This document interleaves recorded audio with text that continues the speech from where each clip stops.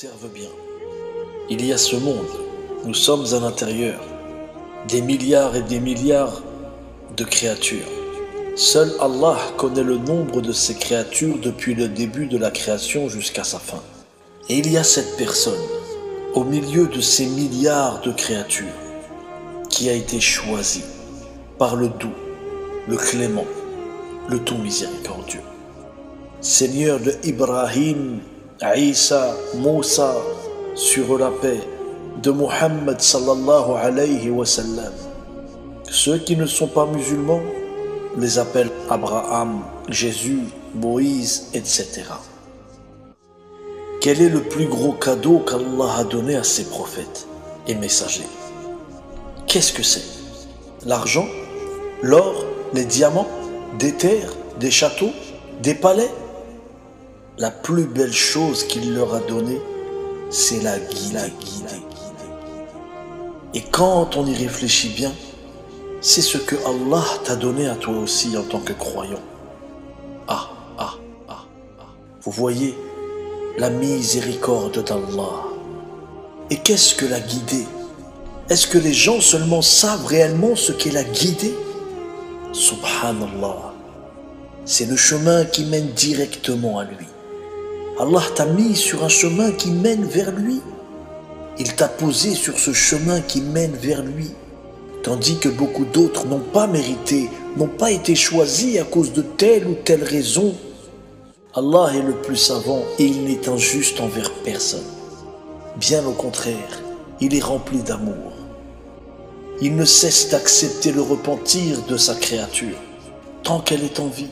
Alors quel est réellement le plus beau cadeau qu'Allah puisse te faire dans ce monde? Des enfants, de l'argent, la plus belle femme du monde, le plus bel homme du monde. Tu pourrais être le plus riche de cette terre et égaré. L'argent ne procure pas la guidée, il ne l'achète pas. L'argent, la beauté n'est pas la clé du paradis, mais plutôt c'est la guidée qui te mène au paradis. Supposons que tu ne sois pas guidé, mais riche. Tu vas vivre, si on voit grand, une centaine d'années. Tu vas t'amuser, tu vas profiter de ton argent. Et une fois que ta force aura disparu, que ta jeunesse aura disparu, c'est comme si que tu étais assis sur un banc à attendre le train qui va te mener vers l'au-delà. Tu ne pourras rien recevoir de plus précieux que la guidée. Et pourtant, si l'homme se remémorait toutes les mauvaises actions, quand il se souvient dans cette vie de tout ce qu'il a commis, de tout ce qu'il a fait, et que malgré tout, il ait reçu cette guidée, alors il comprendra tout de suite à quel point Allah est généreux et miséricordieux. Si tu avais un ami et que tu avais trahi cet ami par toutes sortes de trahisons, des choses très graves, lever la main violemment sur sa femme, sur sa mère, sur sa fille, lui voler tout son argent, le dilapider, est-ce que tu crois qu'il aurait la force de te pardonner? Très honnêtement. Allah, lui, t'a tout pardonné à partir du moment où tu as demandé pardon sincèrement.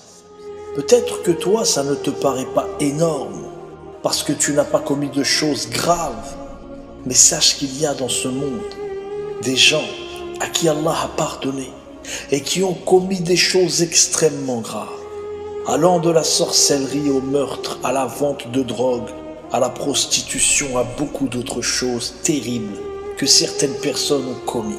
Et quand ces gens sont revenus vers leur Créateur et qu'ils ont demandé pardon, qu'ils ont changé de vie, Allah a accepté leur repentir. Il les a lavés du péché. Il a aimé leur pardonner. Allah a aimé les accueillir.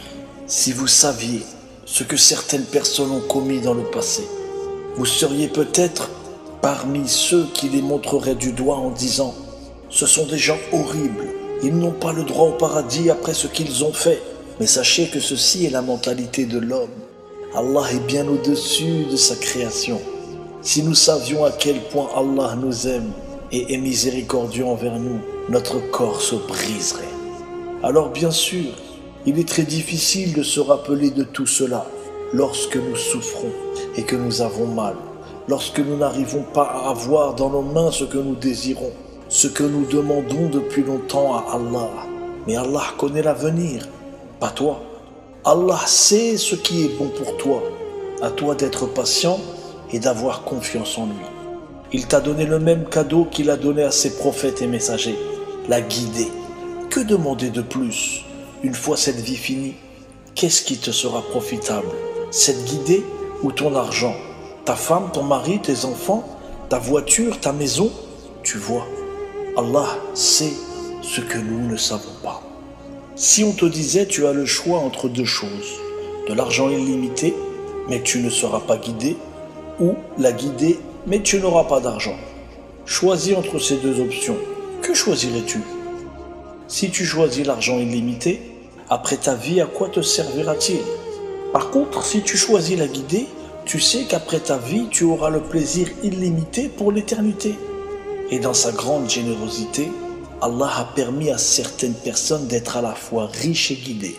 Parce que celui qui a tout, qui a tous les jours à manger, de quoi s'habiller ou dormir, avoir un véhicule, de l'argent tous les mois, etc. Est-ce que celui-là n'est pas une personne riche?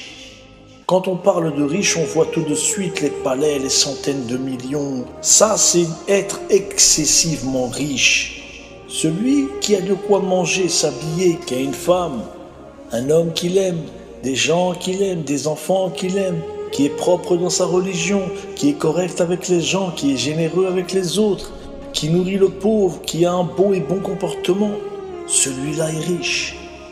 Si pour vous être riche, c'est avoir un hélicoptère, un bateau, un palais, c'est que nous n'avons pas la même conception de la vie. Tu crois que ceux qui sont très riches sont tous heureux? Le plus grand des riches, c'est celui qui est heureux. Celui qui est riche, c'est celui qui embrasse les pieds de sa mère. Celui qui est riche, c'est celui qui pardonne et n'a aucune rancœur dans son cœur. L'excès d'argent pervertit l'esprit. Ils ont des millions et des millions, des milliards. Leurs tendances sexuelles changent. Leurs envies sont parfois diaboliques. Ils ne savent plus quoi faire, ils ont tout fait, alors ils dérivent. Les milliardaires veulent des sous-marins équipés luxueusement pour faire le tour du globe. Une fois qu'ils l'ont fait, ils s'en lassent très vite et veulent autre chose. Caprice sur caprice, la maladie de l'insatisfaction a pris place et ronge. Alors ils cherchent leur plaisir dans toutes sortes de bizarreries. Non, vraiment, rien n'est plus précieux que la guidée. Rien n'est plus terrible que l'égarement. Certains insultent Allah, certains insultent les prophètes, les compagnons à longueur de journée. Certains adorent le soleil, certains adorent des hommes, des pierres, des arbres, des objets. Certains adorent Satan même, Iblis. Et toi, tu as été choisi parmi des milliards et des milliards de créatures. Tu penses que ce n'est rien, le cadeau qu'Allah t'a fait en t'accordant la guidée? Nous avons pris l'habitude de cette guidée. Nous ne réalisons pas la grandeur de ce cadeau, de ce bienfait. Un homme a fait un rêve, vous savez, ce genre de rêve tellement réel, où tu crois que c'est vraiment ta vie que tu es en train de vivre. Il a rêvé qu'il était dans la peau d'un non-croyant. Il était au travail, ici et là. Il ne priait pas, il faisait tout ce que le non-croyant faisait. Quand il s'est réveillé de ce rêve, qui avait l'air tellement réel, il a sursauté avec une forte respiration et il a répété « Alhamdulillah, Alhamdulillah, Alhamdulillah ». Il a réalisé à quel point il avait de la chance. Par une sagesse divine, tu as été choisi pour faire partie des croyants. Y a-t-il quelque chose de plus cher au monde? Y a-t-il quelque chose de mieux que la guidée? Si tu es guidé, tu entreras au paradis pour l'éternité. Si tu es égaré, tu iras en enfer. Que peux-tu recevoir de plus grand que de rentrer au paradis? Alors c'est vrai que tout ça paraît long. Il y a même des gens qui ont du mal à imaginer le paradis. Pour eux, le paradis est une idée lointaine, un espèce de rêve lointain. Ils ne réalisent pas à quel point il est réel. Ils sont croyants. Ils se sentent bien dans cette religion. La pratique de l'islam leur procure beaucoup de bien-être, mais ils ne réalisent pas réellement Le paradis et l'enfer, pour eux c'est superficiel, une idée lointaine.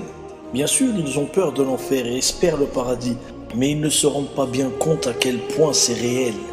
C'est normal parce que c'est quelque chose que nous n'avons jamais vu, que nous ne pouvons pas voir. C'est de l'invisible. Mais si l'homme le plus véridique de ce monde, c'est-à-dire un homme dont tout le monde sait qu'il ne trahit jamais, la planète entière sait que lorsqu'il promet quelque chose, il va jusqu'au bout. Comme à l'époque du prophète Mohammed, paix et bénédiction d'Allah sur lui. À son époque, amis, ennemis savaient tous qu'il était digne de confiance. C'était une certitude. Si cet homme très riche, véridique, venait et te faisait la promesse qu'après sa mort, il te donnerait la moitié de sa richesse, des palais, des terres, etc. Et tu es sûr, et tout le monde autour de toi te dit que c'est un homme véridique, qu'il est le digne de confiance, qu'il n'a jamais trahi sa parole, qu'il va vraiment te donner ce qu'il t'a promis. Alors tu vas dormir sur tes deux oreilles, très gentiment, tranquillement. Tu dormiras avec le sourire et te réveilleras avec le sourire. Tu auras le sourire toute la journée parce que tu sais que cet homme est véridique et qu'il va te donner ce qu'il t'a promis. Et tu seras heureux de profiter de cette richesse lorsqu'elle sera là. Mais là, il ne s'agit pas d'un homme.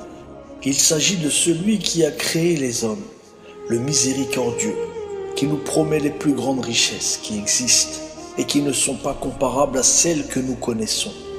Et on nous apprend que tout ce que nous connaissons dans ce monde, dans cette vie, ne vaut même pas l'aile d'un moustique. Alors réjouis-toi, Inch'Allah, parce que si tu es guidé, il y a de grandes chances que tu fasses partie de ceux qui profiteront des délices du paradis, Inch'Allah. Toi, oui, toi, qui m'écoutes, c'est à toi que je m'adresse. Oh Allah, il n'y a de vraie vie que dans l'au-delà. Pardonne-nous, accorde-nous ta miséricorde.